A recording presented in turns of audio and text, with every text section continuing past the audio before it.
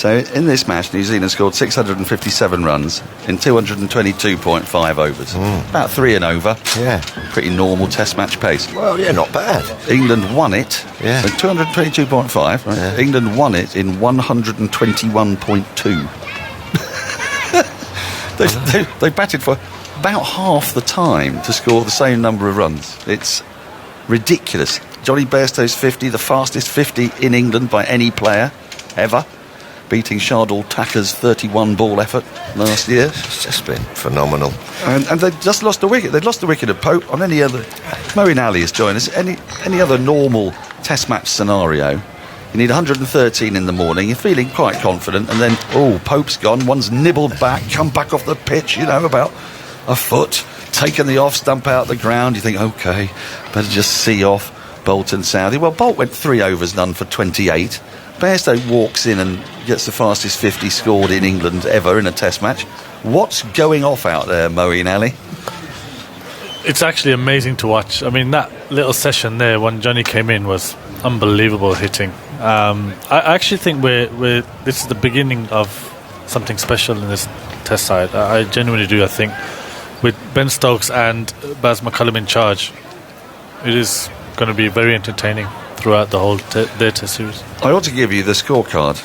It's all happened so quickly. Yeah. Yesterday, Lees was run out for 9 off 18 balls, and Zach Crawley scooped a catch to Williamson off Bracewell for 18, and England were a spot of bother at 51 for 2. They then eased their way overnight to 183 for 3. This morning, Pope was bowled by Saudi for 82 from 108 balls. We thought they were rocking, but Johnny Bairstow came in and whacked a 44-ball 71 with 8 4s and 3 6s. It's too silly for words. Joe Root, 125 balls for his 86. He'll be in trouble in the team meeting tonight. Come on. Bowling figures don't make great reading.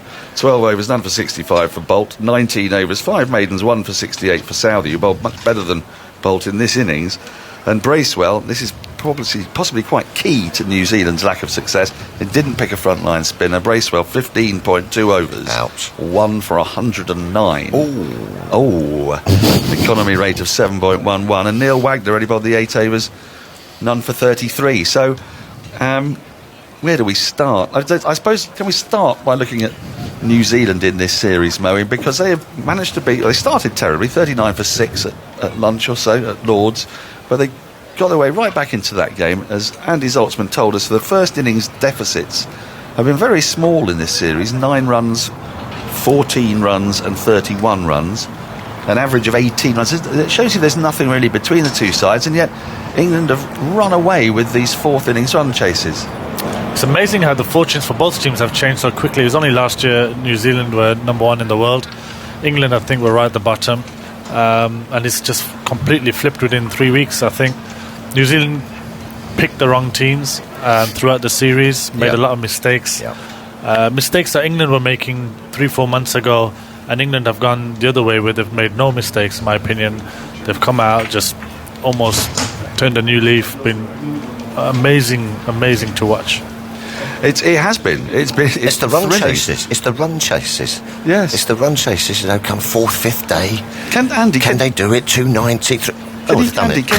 Can you give us the examples? Unbelievable. Yeah, it's almost getting to a stage where you set them 230 and you're like, well, the guys will do it. Yeah, it's just it must just be a pure. Listen, for a start off, obviously there's some boys down there in some sparkling form, but I mean that has to come from somewhere, and it's coming from this sort of belief that anything's possible here. Well, do you remember Bestow in the first innings at Lord's was castigated, I thought quite reasonably actually, for driving loosely at Carl Jamieson's 7th and last delivery in the 6th over of his spell, and Jamieson was the big threat there.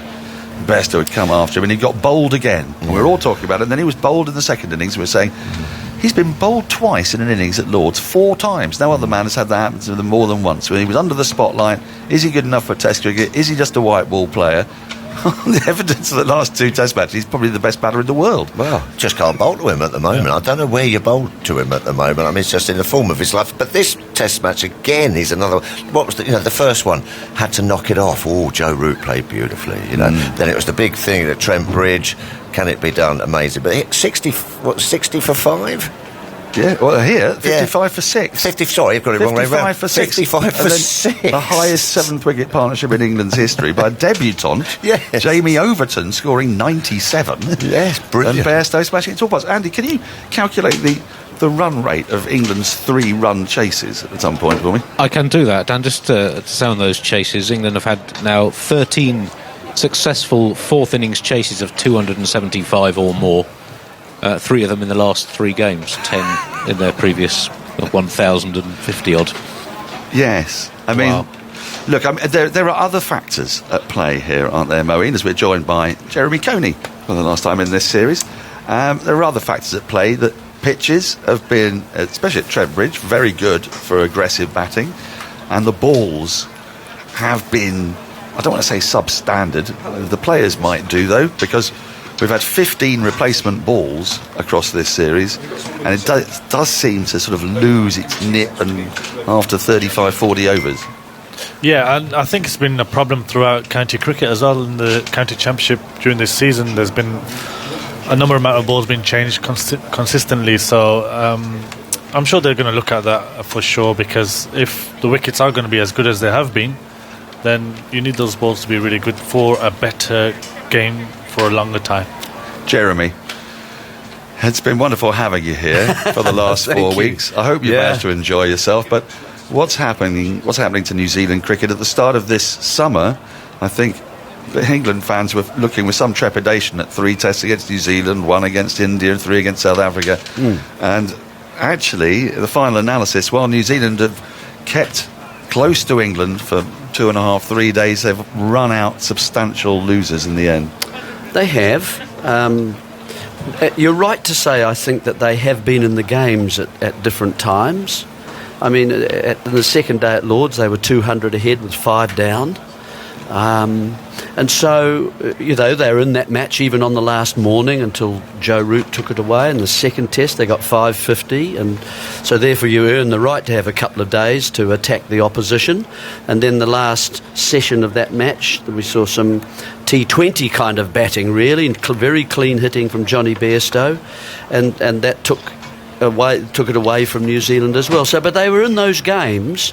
I don't think there's any doubt about that. I think they've selected perhaps the wrong players at certain times. So they'll need to look at those things.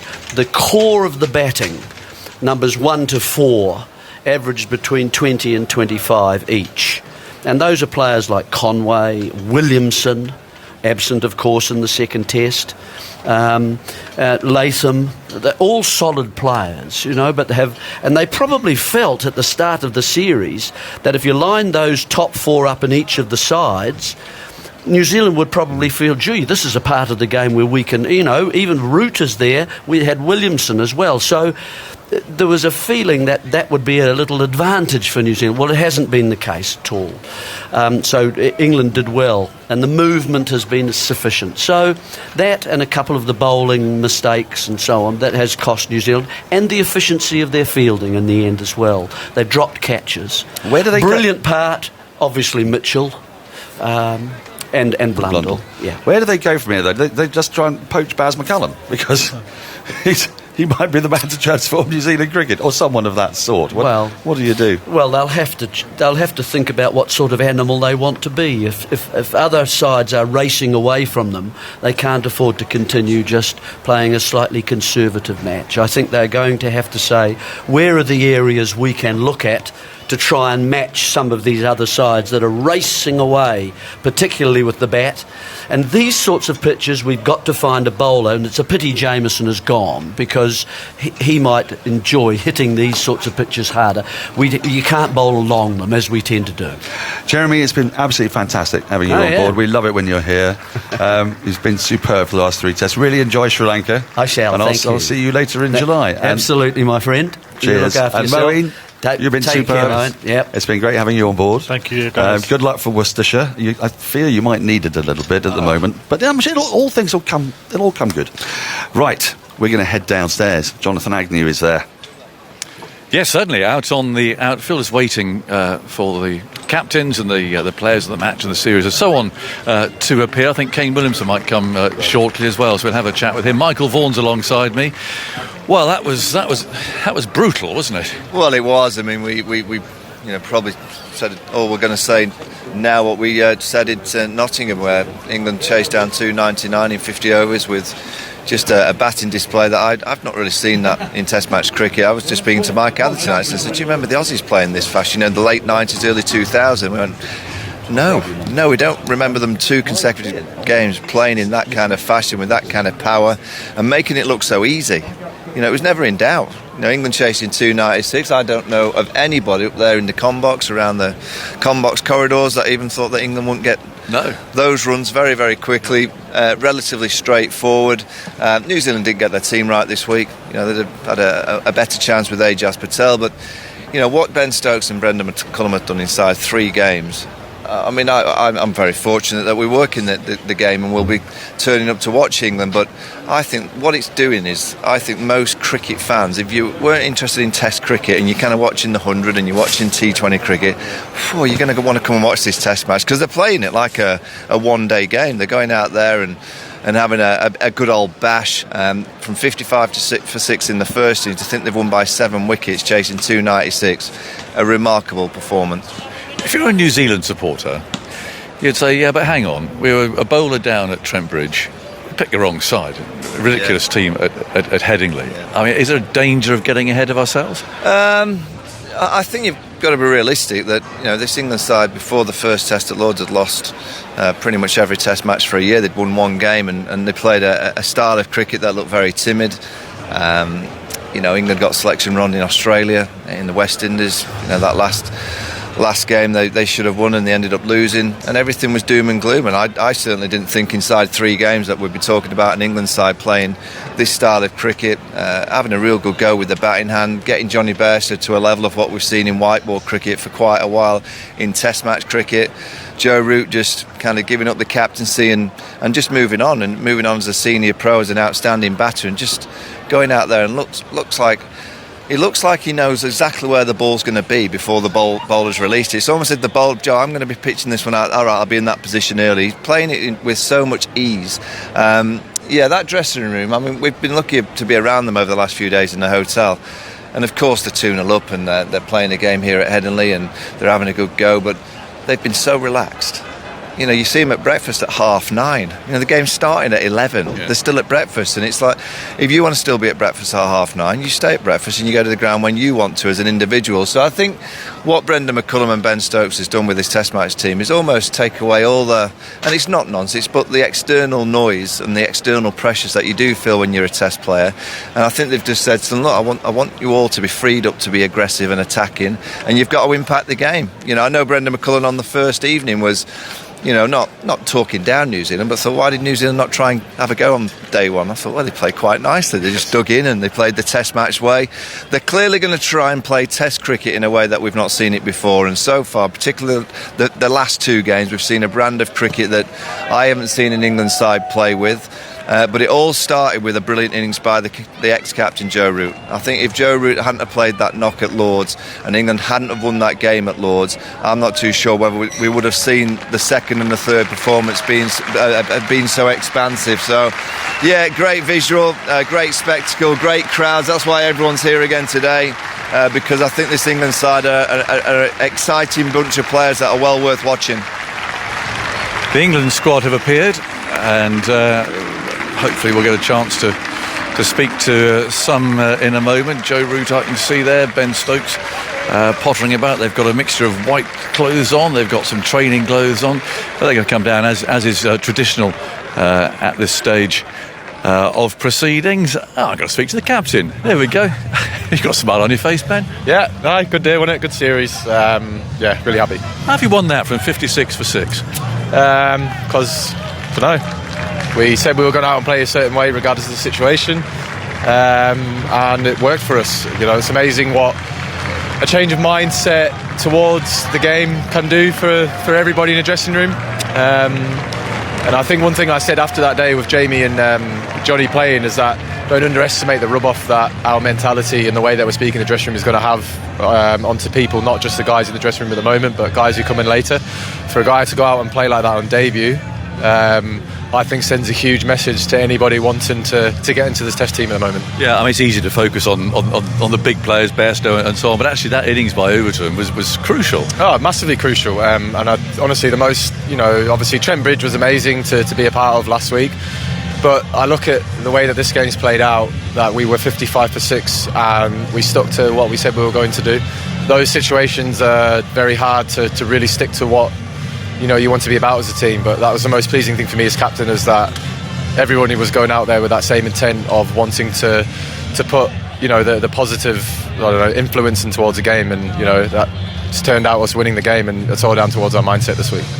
All the cricket you've played and watched, Johnny Bestow at the moment is just playing on a different level, isn't he? Yeah, honestly, and I think you look at the way Johnny's white ball career has gone. He goes out there and he knows exactly what he's doing. He's very clinical in his decision making, the way that he wants to play, and I think the way that we're operating at the moment and everything that we want to do is just giving him that clarity in the way that he wants to play. At the moment, he's literally playing like he's playing one-day cricket, and it's unbelievable to watch. Trent Bridge again, the innings he played was amazing, but personally I think his 100 here was even better than that because of the situation that he found himself in. But it's incredible to watch at the moment, Johnny, so long may it can continue. And have you sat him down and sort of told him what you want to do, or made it clear that he's embraced by the team? I mean, what have you done? It's funny actually, because I've never seen someone ask the coach after getting 130 off 90 balls what he should go and do. So I think Baz just said, Johnny, come sit next to me and do your Sudokus, mate. And then when I came out to bat with him, I just went, should we do another Trent Bridge? And he was like, okay. So, yeah, it's pretty simple. And Jack Leach as well, again, you just see, I don't know, the arms being wrapped around him, really embraced by the team. Yeah, when I took over this job, it was more than results for me. It was about the change of mindset that I want my group of players to be having towards Test cricket. We want people to feel the love for the game. I'm not 100% sure if it has been lost, but honestly, over these last 3 games, I couldn't have asked for anything more. We, as I said, coming into the series, I want us to be entertainers this week, and we certainly have done that. He's up there now getting his man of the match award. That's big for Jack. It's huge, and sometimes bowling can get overlooked by batting, especially in the manner that we've operated. But for someone like Jack to come here at Headingley, where it's not renowned for spinners taking wickets, to get 10 for in the way that he did, even the overs that he bowled and the responsibility I put on his shoulders to come on into the game early, it was fantastic to see, and I'm just seeing him grow as a bowler and also grow as a character as well. Take a deep breath. Do I mention your innings? Now, is that how would you assess that? Well, people want to watch it. You're going to carry on playing like that? As long as people find it entertaining, then yeah, and we keep winning. That's the main thing. I've got no personal or individual goals in this. My only focus is to make sure that this team has a winning mentality, and I can speak as much as I want, but actions speak a lot louder than words. But do you feel you were trying to prove something to the team, that was the way you wanted everyone to play, or not? No, I look back at some of the captains that I played under, and Owen Morgan in particular is someone that I've taken a lot of, what's the word? I'm stuck for words here because I can't think it. It's probably a big one. Come on, Bonnie, help me out here. Owen Morgan. Inspiration. There we go. A lot of inspiration from. And go back to Sudoku. Yeah, and that's what he did for us as a white ball team. When you're under pressure, when you're facing hard times or pressure in the game, it's go take it on. So yeah, that's as I said, it's more about me at the moment with this team. And a word about Owen, who is finishing, we think, tomorrow. Any tribute you'd like to pay to him? Well, I've seen the rumours, but there's only one man who'll know himself if that's actually true as Owen, so we'll just have to wait and see if it's true. Okay, whenever I see a picture of you on the telly, though, out there in the field, you're smiling. I mean, you're really enjoying this, aren't you? Yeah, I'm playing for England. It's the greatest thing to be doing right now, and now to be captain of this team is something so special. Playing for England is first and foremost, it should be fun. You should be always having a smile on your face, because yeah, it's the greatest thing to be doing in our sport, to be representing your country. Enjoy yourself, Ben. Thank you, Steve, for talking to us. There we go. Well, it's quite bravely asking about his batting. I think we almost... What do you think? Well, he's clearly going to try and entertain, and that's by playing the way that he played in the first innings. Keno? Let's have a chat with Kane Williamson. That was pretty brutal this afternoon. Yeah, it's kind of been similar throughout the last month, really. There's been a lot of similar traits. For us, there's been a lot of good, but we haven't come away with the fruits, which has been, no doubt, it's been a bit frustrating, obviously. But in every match, we've been in positions where I think we've found ourselves ahead of the game and been in positions of strength. But look, credit to the way England have played, and they've come out and counter-attacked and under times of pressure. And I mean, this match was certainly, a big one for that, where I think it was 50 for 6. And Johnny and Jamie Overton came out and put on runnable 260, which is quite staggering, really. So an incredible series from Johnny and Rudy and the England team, and they deserve the victory. I was there in the cake tin in 2015 when your one-day team showed England how to play one-day cricket, the new way, if you like, to move on. That England's way had to be updated. Is that a sort of a similar lesson, do you think, that you might take from this?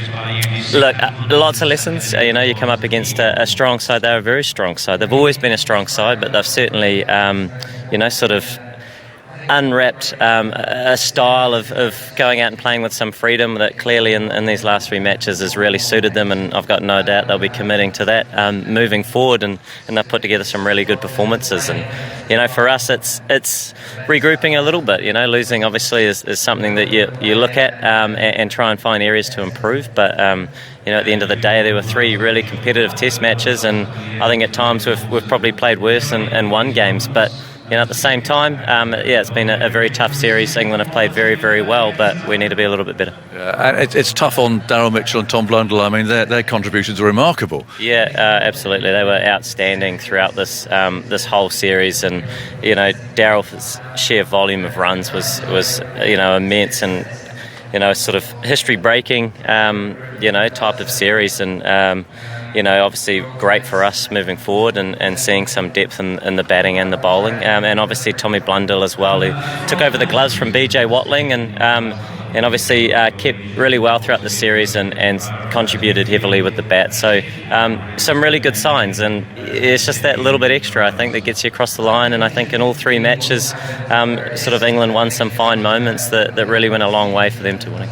Thanks for talking to us, Kane, and for being as entertaining as always. Thank you.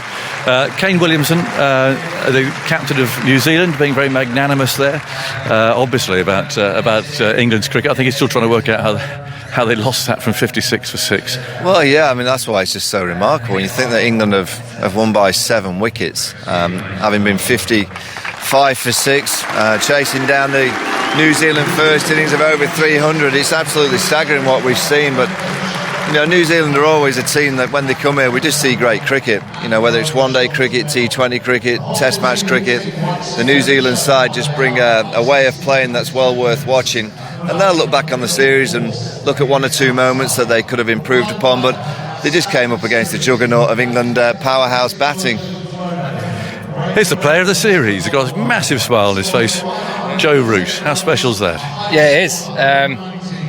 It's been a strange few weeks, hasn't it? From where we've been over the last few months in Test cricket, but it's been quite a ride. It's been so much fun, really enjoyable, and great. Under Ben's leadership, to start in the manner he has, it's been phenomenal, and hopefully we can go strength for strength from here. Yeah. And how have you found it? I mean, from stepping down, obviously, and going to the back benches, as it were. How's that transition been for you? It doesn't seem to affect your form very much. I've enjoyed batting.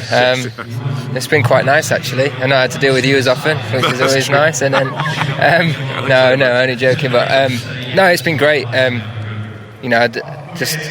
It's been such a relaxed, enjoyable environment, and I love batting, so to be able to just solely focus on that, and do you feel free, feel relaxed? Yeah, there's a lot of elements to it which make things a lot easier for me in terms of just going out and playing. But I'll support Ben as best I can in what he's doing. It's great to see us get off to a good start, but it might not always be like this, and it's important to remember that and make sure that we as a side keep committing to the way he wants us to play and how he wants to take this team forward. How did you feel when you heard that McCullum was going to be coach? I was excited. Did you expect it? No. As I say, that's one of the things that I've not had to worry about. I've not been involved in those discussions. So, he's been brilliant around the environment, brilliant in the dressing room, and what a great start to his tenure. And we'll see how things go moving forward. And a word about Johnny Bestow, please, because I don't know how he'd bowl at him at the moment. It's brutal this week, wasn't it? In Headingley and that kind of situation. It's Johnny limelight sometimes, isn't he? He sees those moments, and it's like he could write a film on it.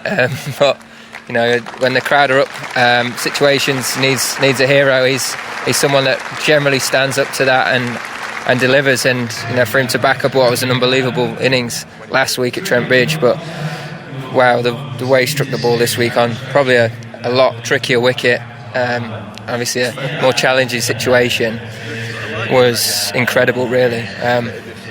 It felt like playing a 50-over game today, just slot back into just getting him back on strike and just watching him do his thing. So it's great to see him playing in that manner. It's great to see him playing that way, and long may it continue, because he's so destructive and so difficult to bowl to when when he gets going. And this is a world-class attack. This is they're some serious bowlers, and for him to dismantle them as he has done last few weeks has been an absolute joy to watch for us. Just how does it feel like playing India again next week? Sort of trying to catch up with a series that ended, or rather strangely. I mean, the juggernaut just rolls on, presumably. Yeah, well, I think we just almost have to look at it as a 4-match series against a fresh attack. So the good thing is we're coming off the back of 3 brilliant performances, full of confidence, and going to a ground which we all enjoy playing at, which I'm sure will again have a great atmosphere, and a team wanting to entertain, as Ben said at the start of the week. I'm sure they'll be looking forward to that as much as we are. Well done, Joe. Lovely to see you playing so well. Brilliant. Thank you for the entertainment. There we go. That's the interviewing done down here, I think. It's great to see him just so relaxed. Yeah, I mean, he's such a good player, and the way that he's played in this series. I know, you're looking at the last 2 performances in particular because it's been so dynamic, but I'm not sure that those performances would have come without Joe's 100 at Lords, and to get that first win at Lords was so important for this group of players. It's just been great. You mentioned India. I just can't think that India will match this time. I think England are going to really arrive on Friday, and I'm not too sure India will know what's hit them, because England will play this expansive game. It'll be difficult. Shami and Bumrah are outstanding. We know they'll have a high-class spinner. Amazed that Ajaz Patel didn't play this week, but yes. England haven't had to face a high-class spinner for a while. But I just think India, and all these Test match teams that they play against now, England will be going, how do you bowl to this batting unit? How do you keep them quiet?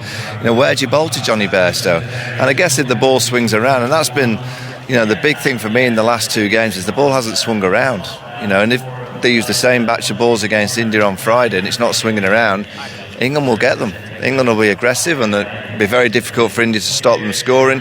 So India will have to play I'm not saying a similar brand of cricket, but they'll have to bat a lot longer. You look at how many overs New Zealand batted this week in comparison to how many overs England have batted. It's pretty much double what England have faced this week, and that's so hard to play against, because England's scoring at 4.5s, 5s. They only have to bat for 60 overs in the first innings and getting 280, 300, which is quite competitive. So teams will know that they've got to bowl this England side out very quickly. Yeah. And how do they stop this juggernaut? I mean, just the confidence. The only way to stop them is getting them out. You've got to find a way of getting the England players out now, because you just know that they're going to be scoring so quickly. And the key to England's batting is Joe Root. For Joe Root to be out there, I know in the first innings he got a low score, and it was that great partnership with Jamie Overton and Johnny Bairstow, but consistently for England to play this real expansive game, if Joe Root's that consistency playing his game, which is still a strike rate of 75 plus, it just allows the Bairstows, the Stokeses, and from Ben Stokes' interview, I think he might be dancing down more often. I don't think he's stopping. He didn't take a backward step, did he? No, I don't think he's stopping. I think he gave me a look. I was a bit thought, oh, here we go. I thought he was going to get a bit aggressive with you, but no. I think from his response, he wants players to impact the game. He wants players to go out there purely to impact that moment in the game. And I'm guessing from the way that he's batted in this series that he feels that his way of impacting is very similar to Brendan McCullum, which is being really aggressive. If you've got a bowler that's going to be bowling that consistent line and length, they feel that the best way to nullify that consistent line and length is every now and again you dance down and knock that bowler off that length. Whether it'll be consistent, whether it'll have its moment where it'll have a big fall, we'll have to wait and see.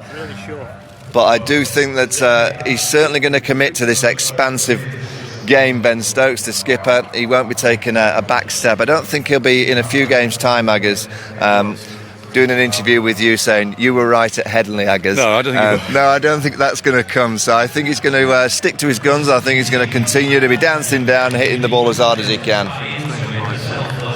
Well, I was hoping, actually, I am still hoping that we might have a chat with Brendan McCullum in a second. So we're going to hang on for that. We are going to Taunton after we're done down here, but he's doing a television interview which will start shortly. But we haven't really heard much. We haven't heard anything, I don't think, from the England coach since they started winning games.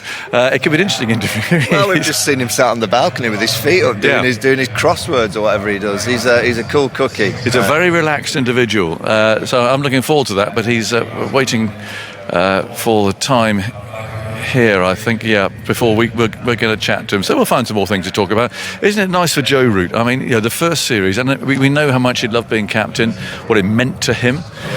He's a very traditional cricket lover, isn't he? I mean, to be captain of England, he was so proud of that, and he gave it up. I think he had to give it up. The time always comes, doesn't it? But then in your first series back, and people have been saying, "Oh, how's he going to be? What's it going to be like?"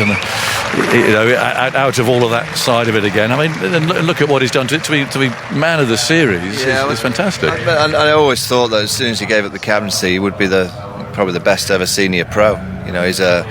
He's a role model for so many people. A role model for all those young kids that want to play the game the way that he bats. Of course, there'll be lots and lots want to play like Johnny Bestow and crash it to all parts, but give me a Joe Root style player over anybody. He just makes batting look so simple, so easy, great on the eye, so busy against the spin. He sweeps, reverse sweeps.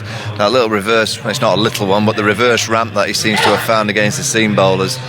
It's just what kids will be trying to emulate in the gardens all summer, and that's what sport's about, and that's what I really admire about what this team has done and will continue to do. They're trying to inspire. They want kids to play this way. They want kids to go out and play in a fashion that's worth watching. And the fact that at Trent Bridge we had a full house, I know there's probably not been a full house here today, but that was down to the weather. But there was in terms of a capacity crowd, they did get rid of all the tickets for a last day finish, which tells you that people will want to come and watch this England side. It's a team that I think most people now, in seeing this series, go, "Oh, when's the next game?" Yes, it's India on Friday. The next series against South Africa. They'll want to follow this England side. The challenges always will be: can you continue to play in this style of manner in Pakistan on those lower, slower wickets? Can you play this expansive game on those pitches? Can you do it in the ultimate Ashes series in a year's time? They're going to be the questions that we'll be answering in a few months' time. But at the minute, it's just been a revelation to see an England side play in this fashion. Yeah, absolutely. Andy Zaltzman's on duty up there. We're still waiting for Brendan McCullum. They haven't actually started yet. I think they're on an advert break. So then they'll have that. We're watching Ben Stokes lift the trophy. To our left there, he's got all his team behind him, all with medallions around their necks, and Sam Billings is there. Of course, that's a funny old thing, isn't it? So he's called him because of Ben Folkes, but he deserves part of his medallion too. But that's a very proud England team, and I made the point earlier, I think we were not expecting to see that after 3 tests against New Zealand, after what we'd seen in the winter. What a turnaround. Turnaround. It just tells you in sport mentality and mindset and the language that you use around the dressing room. I'll tell you a little story. I think Stuart Broad may have been going in for night watchman last night, and he might have let it slip last night coming back from dinner, that if he did get out there, he was going to try and hit the last ball of the day for 6 because there'd been a bit of a wager in the dressing room. That's right. The kind of fun, and yes, it's a bit mad at times, but I like those kind of things. They look to me like they're going to be playing cricket with a smile on the face. You know, it's not just the batting. If you actually look at the fields that have been set, Jack Leach opening the bowling, just things that are happening outside of what the traditions of Test match cricket generally deliver. You know, this England side have just produced 3 Test matches.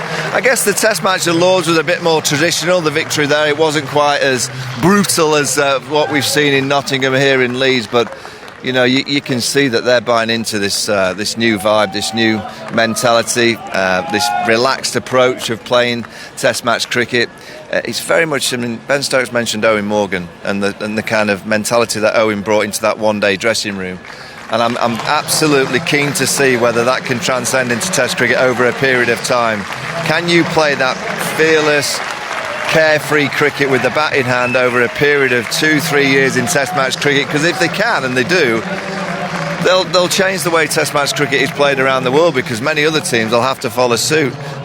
We'll wait and see whether it's possible. I'm not too sure whether it's possible in all conditions against all different attacks, but I think this England team are going to have a good go at trying to change the way Test match cricket is played.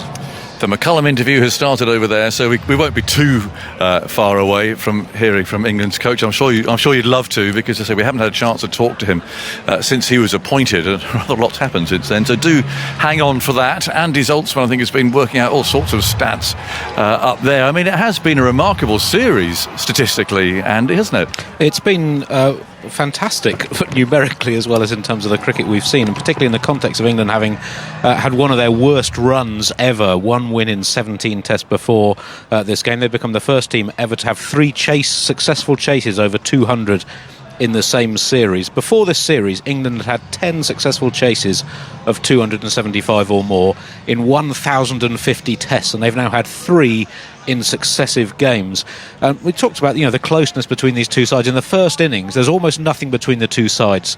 A total difference on first innings of 54. It's statistically the closest series in first innings that there's ever been. In the second innings, England have completely dominated. 67 runs per wicket compared to New Zealand's 29 per wicket. And the speed at which they've scored, 4.54 and over, the second fastest a team has ever scored in a series of 3 or more matches. And to go back to last year, against New Zealand, those 2 tests, they scored at just 2.7 and over. So it's been a complete transformation. Johnny Bestow, his individual form this year, as I mentioned the other day, he hadn't reached 60 in 3 years in 19 tests. He'd been averaging low 20s in that time. Now 4 centuries and today's blistering 71.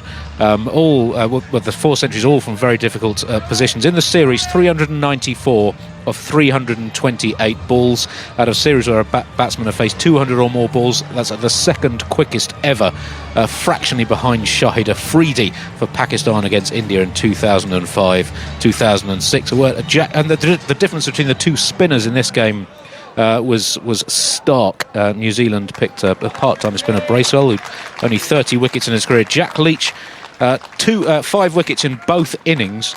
Only 2 other spinners since 1974 have taken 5 in both innings of a test in this country, and they were Shane Warne and Matthias Muralitharan. So that is a very nice list for Jack Leach to be on. And quickly on Daryl Mitchell, he's the 4th player to score centuries in 3 separate defeats in a series. After Rahul Dravid against England in 2011, Alan Lamb against the West Indies in 1984, and Jack Hobbs, England great, in the 1924-25 Ashes.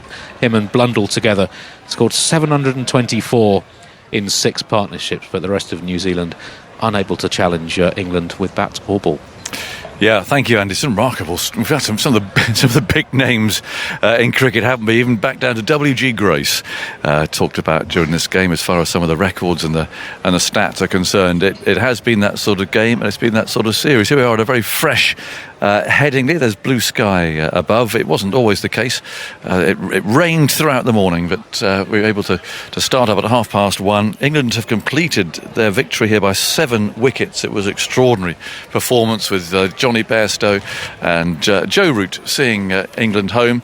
And just looking up at the scoreboard there, Root 86, Johnny Bairstow scored at 81. Pope was out for a very good 82, but it's out early today. There was a little bit of excitement, obviously, when that happened. People thought, here we go, can England do it? But Bestow and Roos simply snuffed it out and saw England home. I've just got Bestow's figures here. Since the second innings at Nottingham, he scored 369 runs from 293 balls, which is absolutely, I mean, that's just devastating hitting. He was twice out.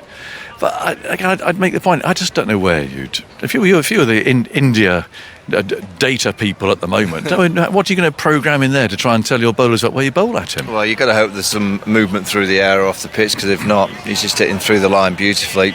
There's one or two things. I think you can go more aggressively in terms of the left shoulder, and pat the leg side, and I think dangling the carrot wide of off stump, I don't think that's been tried by New Zealand, just to try and you know that they're going to come hard, particularly Johnny Bestow, so why not just throw it out wide for an over or so just to see what happens. Bowling straight down the middle to him seems to be being met by a rather wide bat at the minute. Yeah. But cricket's cricket. It's one of those games that he's in the form of his life at the minute. But it only takes a couple of low scores and things can change. So Johnny's got to make this hot streak really count for him. But these balls, I think, are certainly helping. The fact that they're not doing anything like that we've seen in the last few years. I mean, batting in Test match cricket in the UK over the last few summers has been tough. There's been some real tough pitches to bat on. The ball has seemed to have swung a lot more than I've seen for quite a while. But this year, with this, I know we're complaining all the time because the balls are getting changed, but it's just not swinging as much. No. And I guess when it does swing, as we saw in the first innings at 55 for 6, the danger of this style of cricket is if the ball moves around, there's a very good chance you will be 55 for 6 quite consistently. Now that's, I think you can't just play one way, and I don't think England can just think that this style of cricket is going to work in all conditions against every single attack, and there will be times where they may have to play smart for 20 overs. It might only be 20 overs to see off a spell or a moving ball, knowing that by the time it gets to 30, 40 overs, it's time to get back to the way that they want to play. So that's the intriguing thing for me, is how far this style of cricket can travel. Yes, they've beaten New Zealand here. I think it's a common trend around the world that teams seem to get selection wrong. England got it wrong pretty much in every Test match in Australia. New Zealand, I reckon, got every team wrong in this series.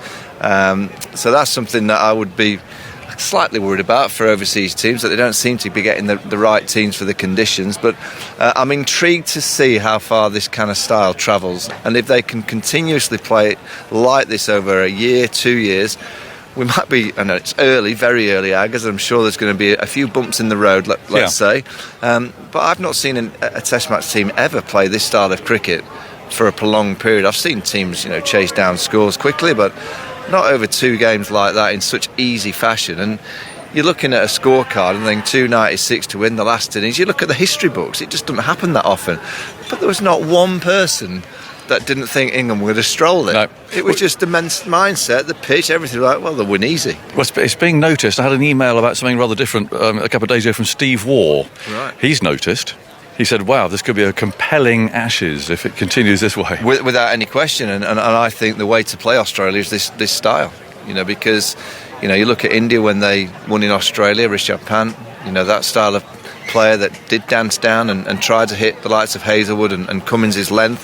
What does Josh Hazelwood want to do? He wants to be able to hit the top of off stump consistently, and he guarantee that over a 2-hour period he'll get one to move away or nip back, and he'll trouble you with that forward defence. But if you're dancing down to Josh Hazelwood's nice length ball and whacking it, well, he has to do something different, and I think that's the approach that England are going to go for. That it's a long way off, a year, but in a year's time, I don't see Brendan McCullum suddenly go, I'll tell you what, we'll play the traditional Test match way. If I was an England fan, and I'll keep saying it, those Ashes tickets next year will be hot, because you'd want to have one. Yeah. Well, I'm still waiting for Brendan McCullum. It's a sort of a David Frost type interview, this. I mean, it's just going on forever over there. But hopefully we'll get to him. To him in a second. The problem with Brendan is he hasn't spoken all series, so once he speaks, everyone wants a little bit more time with him, and I'm sure when you get him, Aggers, I won't do on this long. 3 or 4 minutes, and he can go and enjoy himself. But we are just still waiting. We are going to speak to Brendan in a second. It'd be just really fascinating to hear what he's done to that dressing room. What he has actually done to lift spirits from that very low point at which he took over. The umpires are rolling out. Goodbye to Dave Milnes. Very well done with the attaché case. He was very busy, as we thought he would be. He's heading off, dragging his bag behind him, off to go and do a counter game. I think Richard Kettleborough as well had a good game. There we are, and they're all rolling out. Look, Richard Kelm's got a hat box. Well, he's always been a bit of a style guru, hasn't he? Nice, So off he goes for his Panama. But it just shows, doesn't it? I mean, it is like like this rolls on, doesn't it? It's one game to the next. And so on. We will go to the women's test match sometime. Depends largely on my colleagues over there. It might be night time, who knows? Might turn the lights on here soon. But we will be going there at some stage to catch up with the test match. South Africa are 180 for 6. They were put into bat. It's a bit of a recovery, actually, because they lost four early wickets. And so we will be going there just as soon as we've spoken to Brendan McCullum, who's got his hands in his pockets. Don't forget also, we talk about the India Test match. It starts early. It starts at 5 to 10 on Friday. We're on air at 5 to 10. The game actually starts at 10:30, but we're on air at 5 to 10 for the toss and so on. I'll have to read through the Radio Times in a minute because we're getting a bit short of material. I think they're doing Brendan's life stories. I think they've gone back to when he was 5. I think they are. But anyway, we shall wait and see.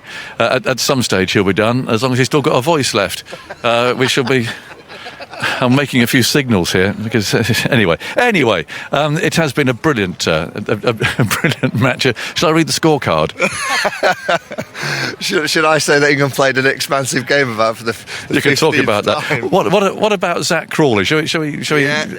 He's the one, isn't he? I mean, Jack Leach, magnificent. So there's a real big piece of the jigsaw that's worked for England.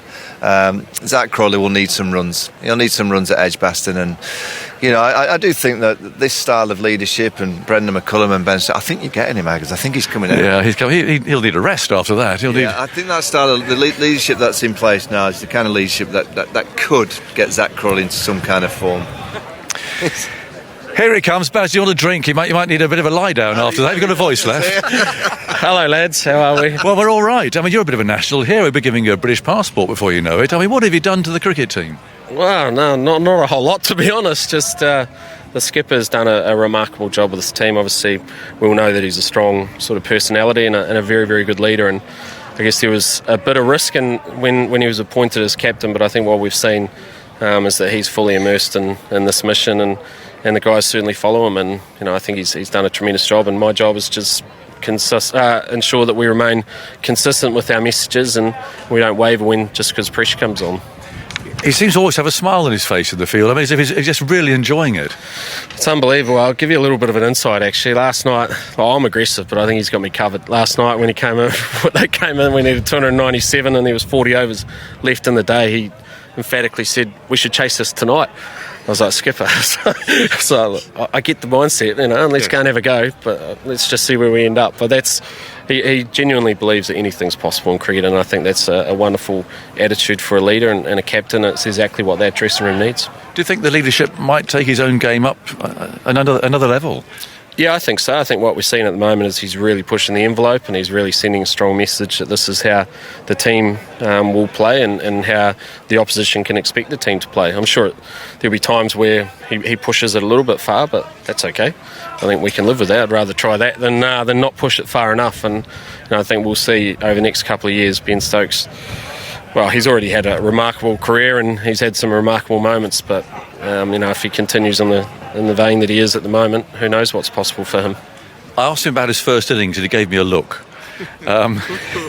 Did you say anything about that? I mean, Ben's better than that.